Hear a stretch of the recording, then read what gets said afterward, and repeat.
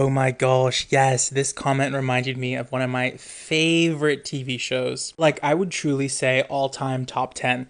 Years and Years was a fantastic miniseries that was a British television show that came out in 2019. I believe that you can watch it right now on HBO Max, according to the internet. It got pretty decent reviews. Now, it's just this show got kind of clouded by all of the world events that happened, and it felt quite prophetic when it first came out. It felt like this kind of like Black Mirror esque, future dystopian alternate history, like what we're potentially heading towards.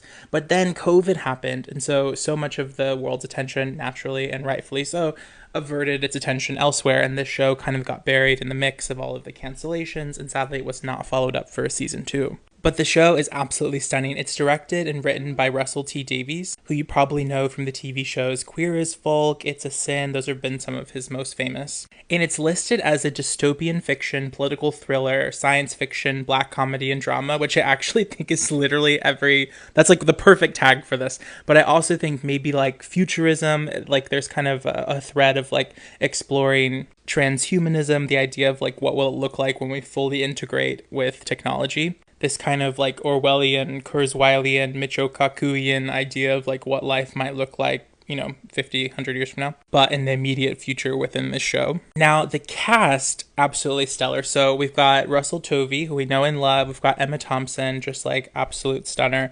Now, Rory Kinnear has been in so many projects lately. You might have seen him recently as the British Prime Minister in the Netflix's The Diplomat. He does a really stellar job in this show. This is the first time I was introduced to his work, and he's a pretty fantastic actor. We've also got Jessica Hines and Anne Reid. Now, Tania Miller, one of my favorite breakout stars of like the last 10 years, I'm just absolutely obsessed with her work. She was on the show, oh my gosh, wait, let me look it up because I can't remember the name. It's evading me. Wait, literally, what was that show I was obsessed with like 2 months ago? The one with the girl from Kick-Ass? Okay, I just have to look it up, hold on. Ah, yes, The Peripheral, based on the William Gibson novel. She played one of the kind of like villains in the show. She did a tremendous job. I just love Tania Miller's acting abilities. Ruth Madley also does a great job. She's one of the main characters as well.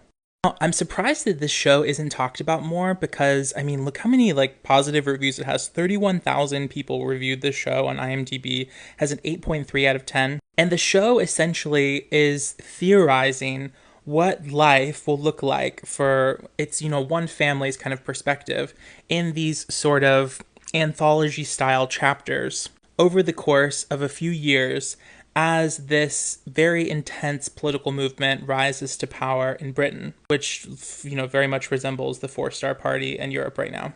I think it's called the Five-Star Party in real life and Four-Star on the show. Love this show. Let me know if you want a part 2.